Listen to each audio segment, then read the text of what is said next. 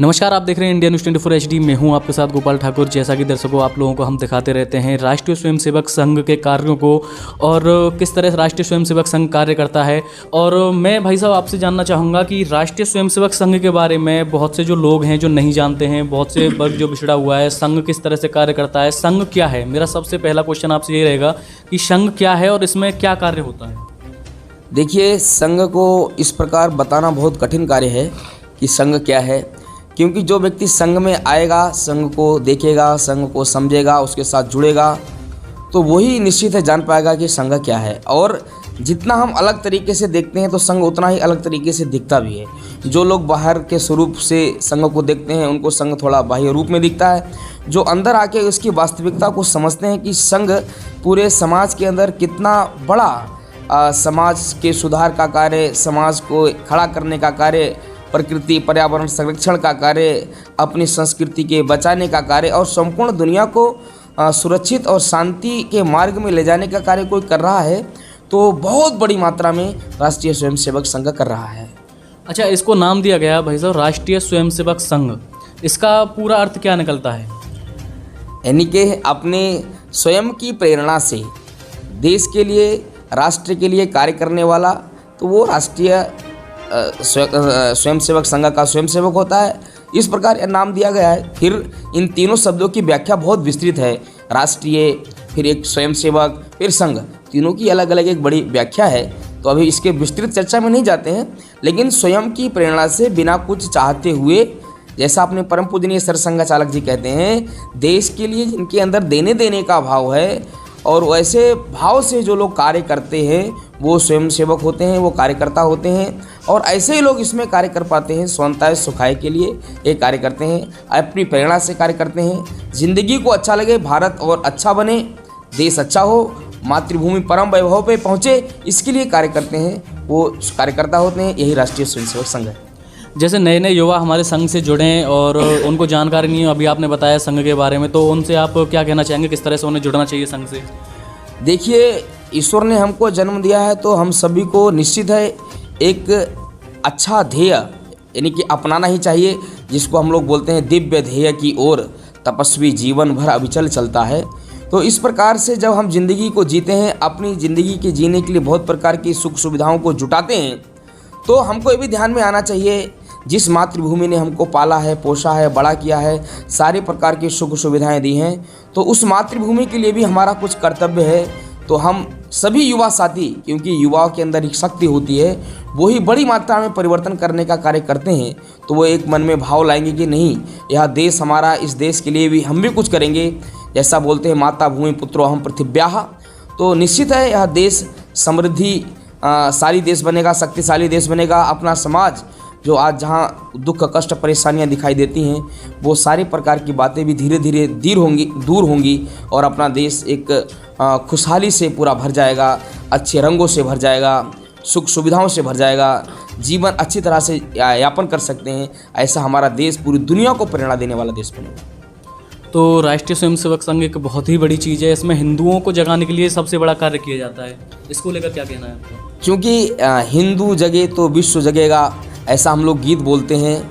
और तो ये हिंदू शक्ति का जागरण ये इसलिए होना है क्योंकि हिंदू शक्ति के जागरण से ही संपूर्ण भारत के उत्थान का मार्ग है, और संपूर्ण भारत के उत्थान से पूरी दुनिया में शांति, सुख, समृद्धि की राहें खुलती हैं। इसीलिए क्योंकि हिंदू कोई एक मात्र रिलीजन में बंधा हुआ, एक इस शब्द में बंधा हुआ मात्र एक विचार नहीं है, एक समाज और देश के लिए बड़ी मात्रा में काम करने वाला एक संस्था है, एक विचार है, और way of life and view of life है, ऐसा दृष्टिकोण है। इसीलिए हिंदू समाज जिसमें सबके बारे में विचार किया गया है, बड़ी गहराई से विचार किया गया है, एक समष्टि यानी कि व्यक्ति से लेकर समष्टि तक का विचार है, बहुत बड़ा विचार है। जब इसकी गहराई को हम समझेंगे तो हमें लगता है ऐसी जिंदगियां भी कम पड़ जाएंगी।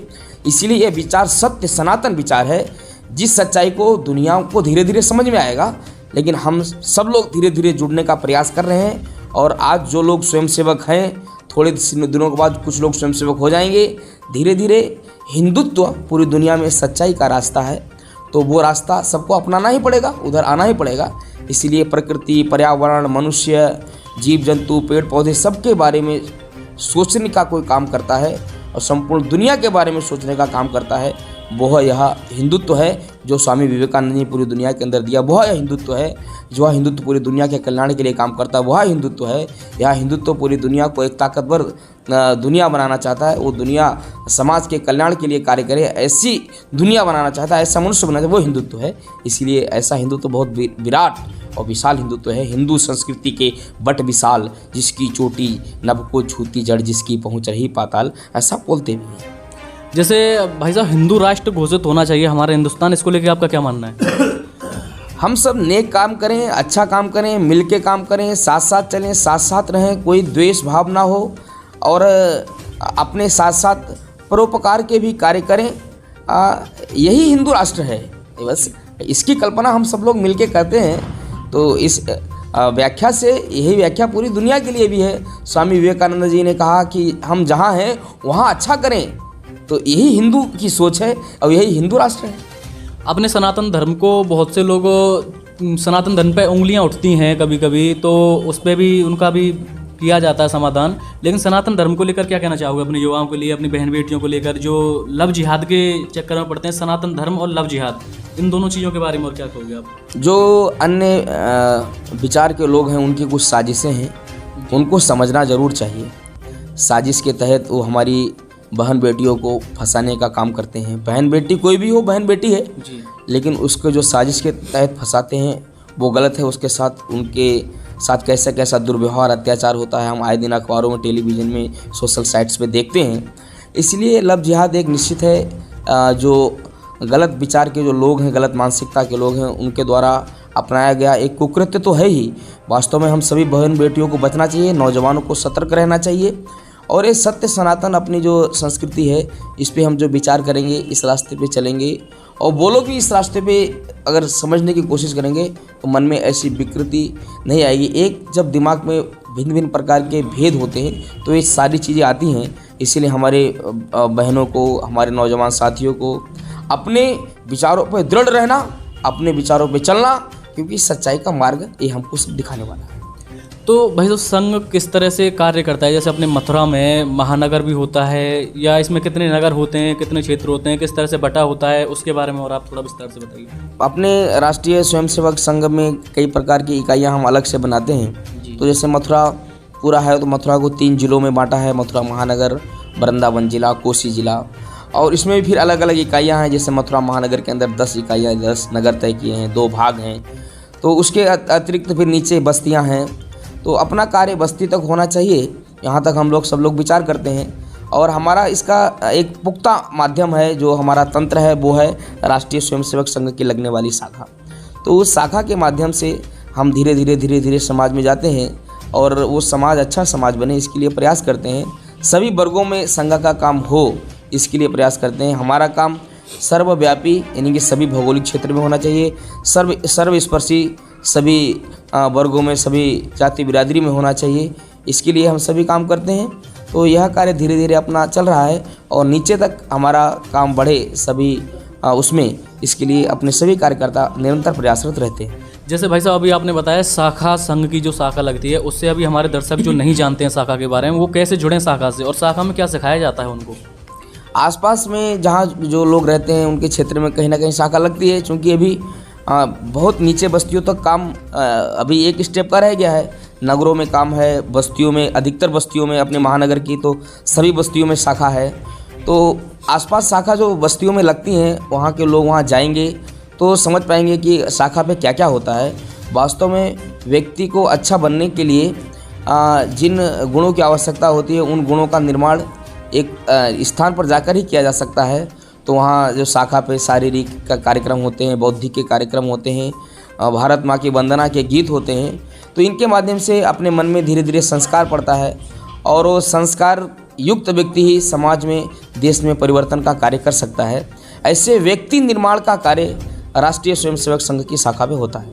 भाई साहब मैं आपसे एक चीज़ और पूछना चाहूँगा, जैसे संघ में अपने जो प्रचारक होते हैं उनको क्या दर्जा दिया गया है? प्रचारक जो लोग होते हैं, प्रचारक को कोई अलग से कोई दर्जा नहीं है। हम सभी जो प्रचारक बंधु होते हैं, ये भी एक जैसे सामान्य कार्यकर्ता वैसे हम लोग कार्यकर्ता है। बस इतना अंतर रहता है कि प्रचारक घर परिवार नहीं बसाते हैं। संघ जहाँ कहता है, जहाँ आवश्यकता लगती है वहाँ प्रचारकों को भेजा जाता है और बिना किसी शर्त के संघ के प्रचारक निरंतर कार्य करते रहते हैं। जहाँ संघ बताता है वहाँ काम करते हैं, वहाँ ठीक परिणाम लाने की कोशिश करते हैं और देश अच्छा हो इसके लिए अपना जीवन समर्पित भी करते हैं। ऐसे एक प्रचारक की भूमिका संघ के कार्य को गति देने की है और हम भी सब एक कार्यकर्ता ही हैं, अलग से कुछ नहीं। जैसे कि ये भी बताते हैं कि एक प्रचारक को संत के इक्वल में रखा जाता है कि प्रचारक जो होता है वो एक संत ही होता है। वो तो समाज अलग अलग प्रकार के सब प्रकार की बात करते हैं, लेकिन हम लोग अपने आप को एक सामान्य स्वयंसेवक ही मानते हैं, कार्यकर्ता मानते हैं। तो भाई साहब, और क्या आपका कहना रहेगा हमारे चैनल के माध्यम से हमारे दर्शकों को और राष्ट्रीय स्वयंसेवक संघ के कार्यकर्ताओं को, जिनके अंदर और उत्तेजना आए और अपने देश के लिए, हिंदुत्व के लिए, सनातन धर्म के लिए लगातार कार्य करते रहें? देखिए, सबको एक सच्चाई से जुड़ना चाहिए। एक झूठ का रास्ता थोड़े समय तक तो चल सकता है, लेकिन लंबे समय तक नहीं चल सकता है। इसलिए सच्चाई के रास्ते में तो सबको जुड़ना चाहिए।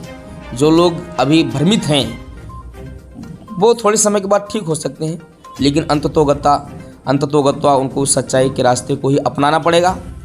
अभी बस आपके अपने न्यूज़ 24 के माध्यम से, चैनल के माध्यम से मैं इतना कहना चाहूँगा कि लोकतंत्र का महापर्व इस समय उत्तर प्रदेश के अंदर चल रहा है। हमारी सबकी एक अच्छी भूमिका लोकतंत्र के महापर्व पे होनी चाहिए।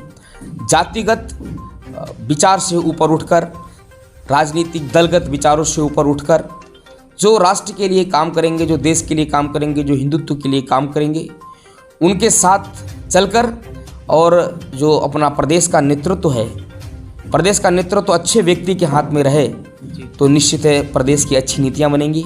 हमारा प्रदेश विकास के पथ पर आगे बढ़ेगा, अपनी संस्कृति समाज की रक्षा होगी। इसीलिए लोकतंत्र के पर्व पर कोई चुप नहीं बैठे। हम सब लोग मिलकर राष्ट्र के हित के लिए जो कार्य करते हैं उनको चुनेंगे, उनका चुनाव करेंगे। देश के हित के लिए जो काम करते हैं उनका चुनाव करेंगे।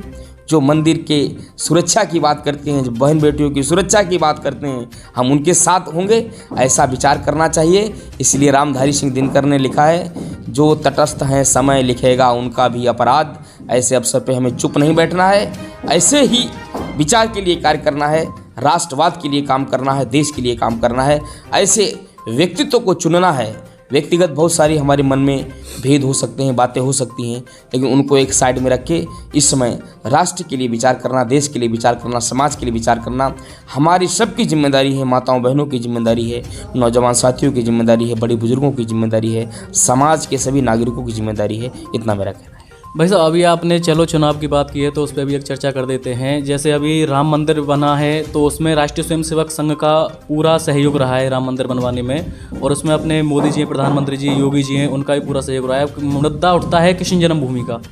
तो अभी जैसे लोग कहते हैं जो राम को लाए हैं हम उनको लाएंगे, विपक्ष का कहना यह है कि राम को वो कहाँ से लेके आए, राम तो सबको लेके आए। उस पर क्या कहना है आपका? देखिए, विपक्ष तो भिन्न भिन्न प्रकार की बात करता ही है और राजनीति में बहुत प्रकार की बात करने वाले लोग होते ही हैं। वास्तव में सब कुछ ईश्वर ने दिया है, लेकिन एक माध्यम कोई ना कोई होता है। वो माध्यम जो है अपना सभी विचार परिवार था, ऐसा नहीं है कोई व्यक्ति विशेष। सब लोगों ने मिल के वो लड़ाई लड़ी, सब लोगों को वो जीत मिली और सब लोगों के सहयोग से ही उस मंदिर का निर्माण हो रहा है। तो इसलिए, लेकिन जिनकी एक बड़ी भूमिका रही है उस विचार के साथ हम लोग जुड़े हैं, सब लोग जुड़े हैं, उनके साथ जुड़ना चाहिए, ये है केवल। मेरा सवाल यह था भाई साहब, जैसे सामने वालों का कहना ये होता है वो राम को लेके कहाँ से आए। एक जो सबसे बड़ा ट्रेंड और क्रेज चल रहा है, जो राम को लाए हैं हम उनको लेके आएंगे, तो ये वो राम को कहाँ से लेके आए? राम तो सबको लेके आए थे। जैसे वो राम जी सबको लेके आए हैं, ये तो निश्चित है। भगवान राम के सारी सृष्टि, ऐसे कई सृष्टियाँ चलती होंगी, उनकी उस नीति पे हम लोग प्रश्न चिन्ह नहीं है और होना भी नहीं चाहिए, किसी को भी नहीं होना चाहिए। लेकिन राम जी को लाने का मतलब है राम जी की जो प्रतिमा एक लंबे समय से वहाँ से क्षतिग्रस्त की गई, उस मंदिर को तोड़ा गया, वो मंदिर बनवाने वाले जो रहे हैं वो राम जी को उस मंदिर पे स्थापित कराने का जो निमित्त जाता है वो उनको जाता है। इतना कहने का मतलब हुआ। अच्छा, विपक्ष कहता था कि जैसे कि अगर हमारी सरकार होती तो हम भी राम मंदिर बनवाते। तो पहले विपक्ष भी था विपक्ष की तो बहुत बार सरकार रही है, लेकिन उन्होंने ऐसा काम नहीं किया है। तो वो कहने की बातें हैं। ये विचार की जीत थी, एक समाज की जीत थी, हिंदुत्व की जीत थी। इसलिए भगवान राम के भव्य मंदिर का निर्माण जो है इस विचार के लोगों ने बनवाया है। अच्छा, मुलायम जी की सरकार थी तो राम मंदिर जब निर्माण में कोई जब दंगे हुए थे, वहाँ हिंदुओं बहुत मरे थे, मुसलमान भी बहुत मरे थे, लेकिन अब जैसे योगी जी ने कहा था कि हम राम मंदिर बनवाएंगे, एक मच्छर भी मरे ना, तो उसके बारे में क्या कहना आपका? तो निश्चित है ऐसा ही हुआ है। उस समय कितने बड़े दंगे फसाद हुए, लेकिन भगवान राम के भव्य मंदिर का जो निर्माण का जो फैसला हुआ पूरे उत्तर प्रदेश के अंदर, जो लोग कहते थे खून की नदियाँ बह जाएंगी, ऐसा हो जाएगा वैसा हो जाएगा, इंटरनेशनल न्यूज़ बनाने की कोशिश की, गलत न्यूज़ बनाने की कोशिश की, लेकिन हम लोगों ने, सब लोगों ने देखा है, पूरे उत्तर प्रदेश के नागरिकों ने देखा है, माताओं बहनों ने देखा है कि कहीं कुछ घटना दुर्घटना नहीं हुई है। संपूर्ण समाज के लोगों ने, केवल ऐसा कहें कि किसी धर्म विशेष के, ऐसा भी नहीं है, सब समाज के लोगों ने बड़े प्रसन्नता के साथ सहयोग किया है। ये हमारे सबके लिए और पूरी दुनिया के लिए एक गौरव की बात है, प्रेरणा की बात है। तो कृष्ण जन्मभूमि को लेकर आपका क्या मानना है कि कृष्ण जन्मभूमि में जो ये मुद्दा चल रहा है मस्जिद का और मंदिर का, ये राजनीतिक मुद्दा भी बन चुका है बहुत बड़ा इसमें? हाँ, तो जो सच्चाई होगी वो सच्चाई निकल कर आएगी, और सच्चाई की जीत होती ही है, हम सब जानते हैं, उसमें कोई दो राय नहीं है। तो भगवान श्री कृष्ण के भव्य मंदिर का निर्माण पहले से ही था ही, गलतीवश कुछ चीज़ हुई है, वो इतिहास भी कहता है, बहुत सारी चीज़ें कहती हैं, बहुत प्रमाण अपने सब लोग जानते हैं, देखते भी हैं, लेकिन वो सच्चाई भी सबके सामने आएगी, ऐसा निश्चित है। कृष्ण मंदिर निर्माण होगा, होना चाहिए, निश्चित ही होगा, निश्चित ही होगा। तो चलिए दर्शकों, आज हमारे साथ थे विभाग प्रचारक गोविंद जी भाई साहब। उन्होंने हमें संघ के बारे में और संघ किस तरह से कार्य करता है उसके बारे में बताया, और थोड़ी राजनीति पर भी बात हुई। और लगातार आप लोग हमारे साथ जुड़े रहिए, लाइक कमेंट शेयर और हमारे चैनल को सब्सक्राइब जरूर करिए। हम आपको लगातार ऐसे ही कार्यक्रम और दिखाते रहेंगे। धन्यवाद।